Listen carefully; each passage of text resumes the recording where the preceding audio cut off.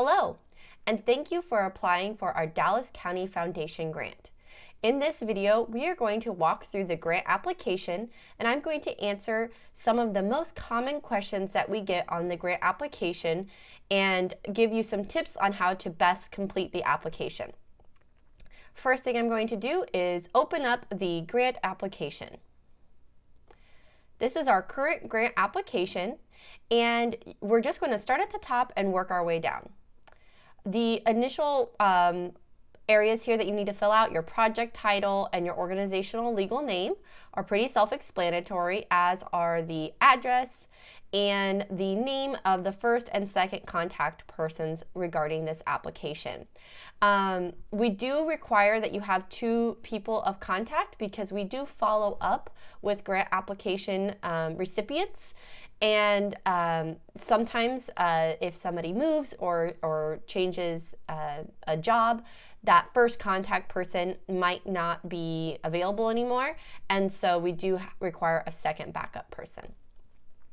This information here is pretty self-explanatory, but one thing I wanted to highlight is right here where it says IRS status 501c3, 576 or 56 or 170B. We do require that you meet this IRS status to apply and be considered for a grant. We want to take a minute to note that religious and political organizations are not eligible for our grants unless their project benefits the entire community. An example of this would be a church in one of our local communities that served as the voting location for that entire community.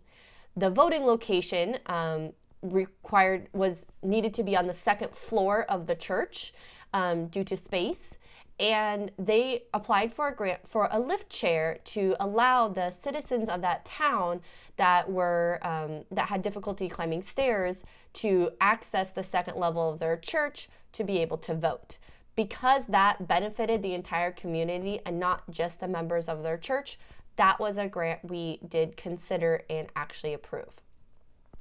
Additionally, if you do not have a 501c3, 56, or 170B status, you may affiliate with another group that does.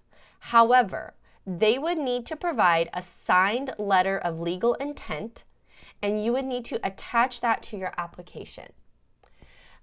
This is because we need to make sure that if somebody is going to partner with you on your project for this IRS status, that they will have that signed letter of intent for both parties going forward. Let's go ahead and move down the application here. Again, address, all that kind of stuff is very self-explanatory. Here we have the total cost of the project. And so that is where you would put the total cost of the project that you are looking for. And then in the next box, you'll see where it says total requested from Dallas County Foundation. And so if your project cost, your total cost of your project was, let's say, $10,000, that's where you would put $10,000 in this box. And then here you would put what you're requesting from Dallas County Foundation, maybe $2,000. You're also going to need to list your total matching funds or in-kind funds. We do require that all grant applications received have total matching funds. We do look for having your matching funds be about 30 to 40% of your project cost, and it can also include in-kind funds. However, and this is important to note, we do not consider grants that are looking for seed money, but we rather look for grants that are in their final stages of fundraising to see their projects through for completion.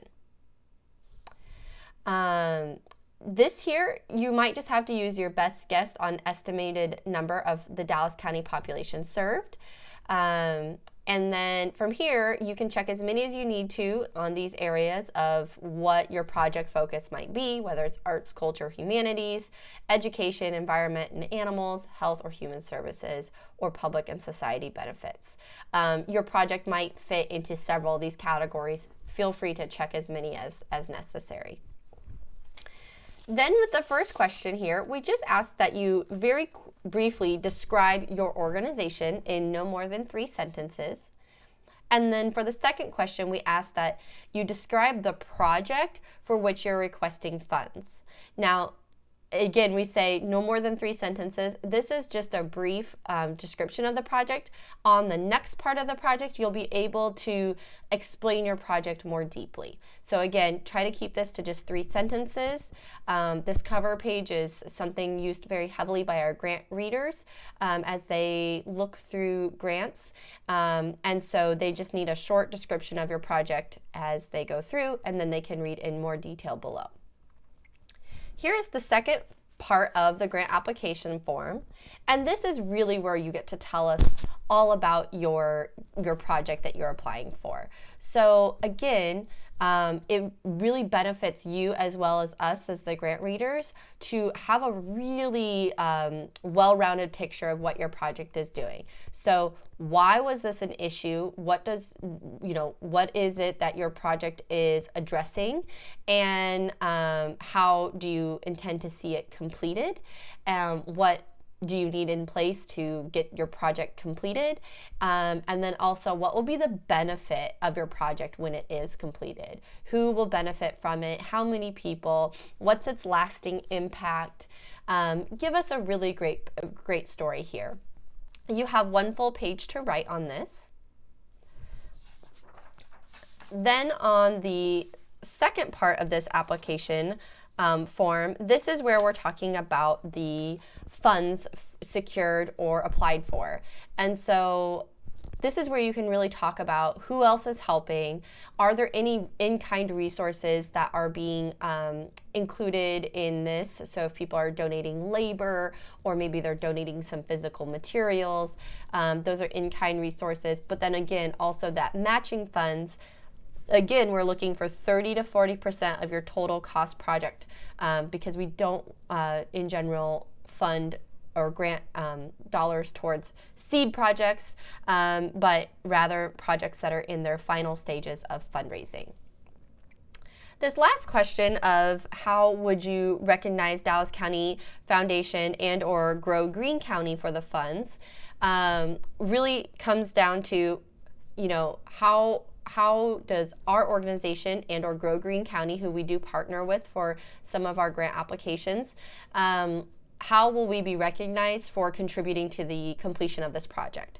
So a couple common ways that people have done this in the past is providing signage, if that's appropriate, either in their physical building, or if it's a project that was maybe like a bench or something, maybe a small sign that says, partially funded by Dallas County Foundation, something like that, including our logo or the Grow Green County logo on the project. Other times they have put yard signs during the construction of the project, if it's like a physical construction project, up during that time that says, this project was funded by Dallas County Foundation and or Grow Green County during the construction time. Other people have also submitted their project to the Dallas County News for a featured article, and then are mentioning Dallas County Foundation and or Grow Green County in that as well. So those are just some ideas, but just let us know how you plan to recognize the grant dollars if you were to receive them. And the last part of this application here is the budget, and this is the less fun part that actually kind of trips people up sometimes, but really this is going to benefit your project as much as it is our reviewing of it. And so we really do need you to itemize the items that are required to complete their project and list the cost for each item. Some of those might be in-kind funds, and that's fine. If it's like labor or something like that, try to do your best to put a dollar amount of estimated cost on that, and then let us know which specific parts are you requesting funds for from the Dallas County Foundation. And so, if your project needs 10 items to be completed, and some of those are in kind, and some of those can be met by matching funds, please let us know which parts you intend to use the Dallas County Foundation grant dollars towards, okay? That really helps us with our decision-making process. It is required to have this very itemized budget included in your in your application. Now, if your budget is already created in a different software and it doesn't look exactly like this, but it is line item itemized, you do not have to put it directly into this form. You can attach the projected budget that you already have for your project. Just make sure it meets these standards.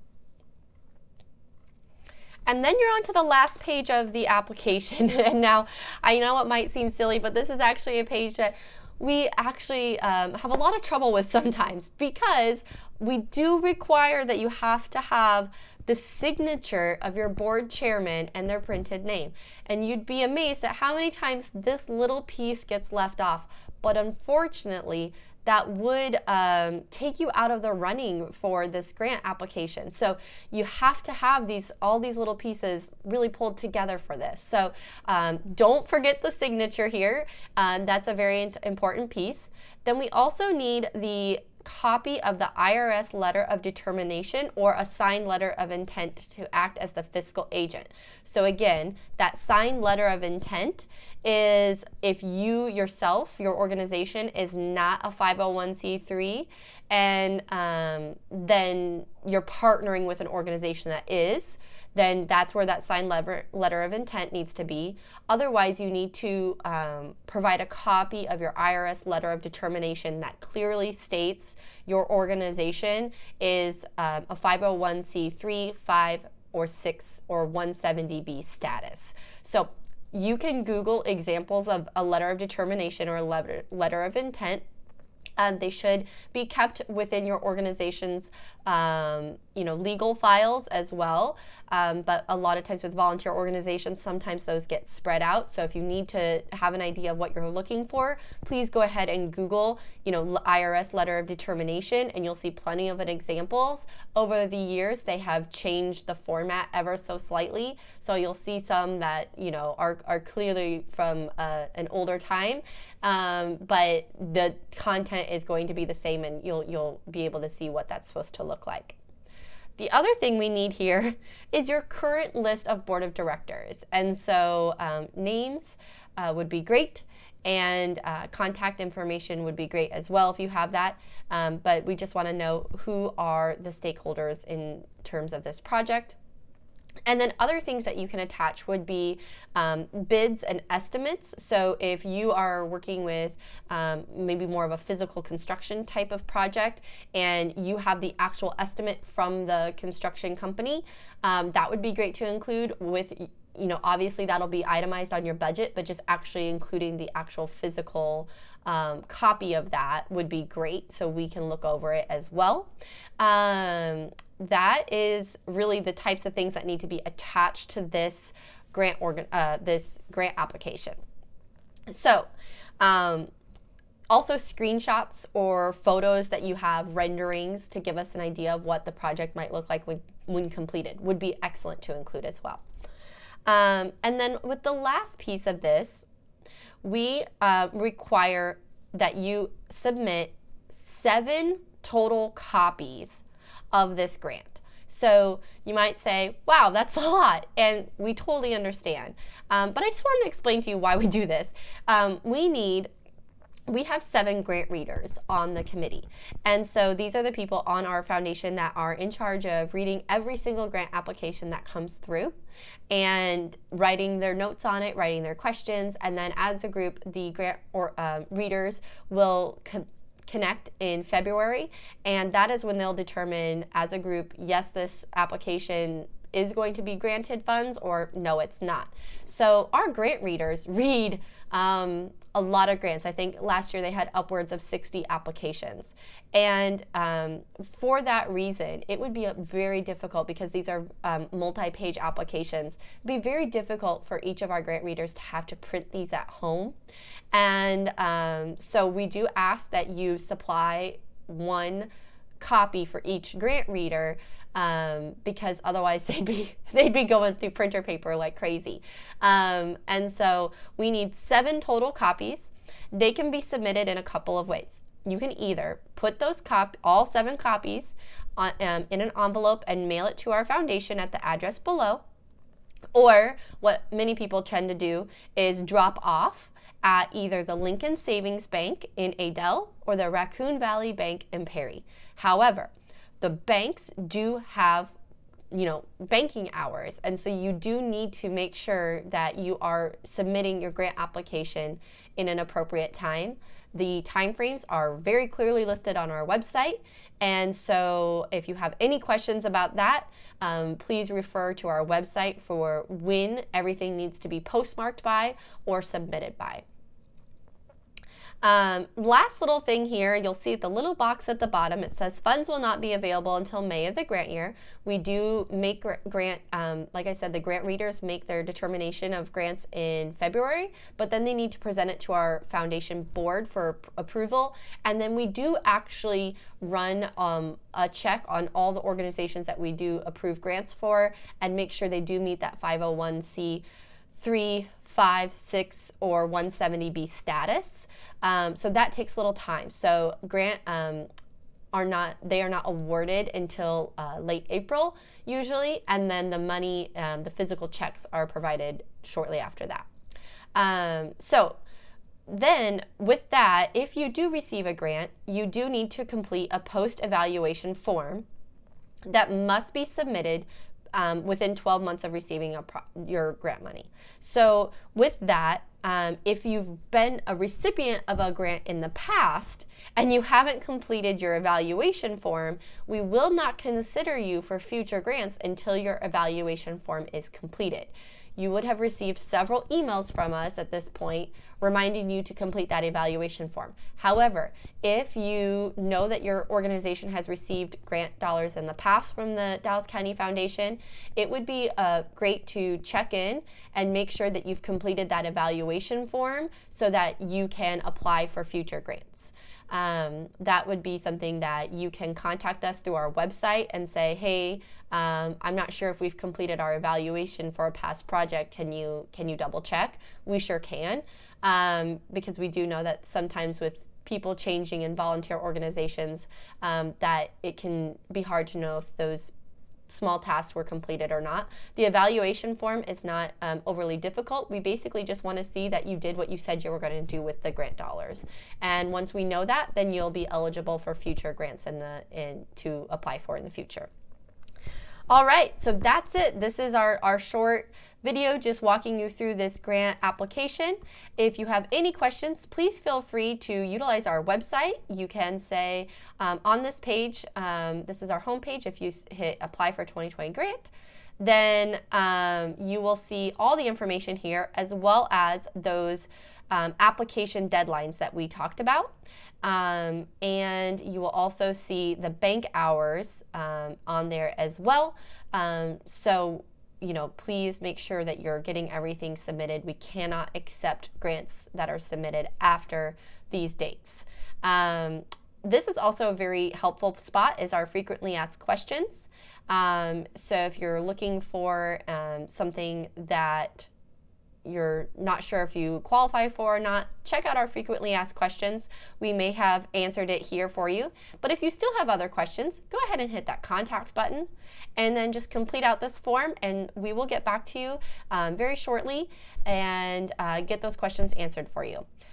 Thank you, and we appreciate all you do in your community, and we hope that we can help you achieve your goals.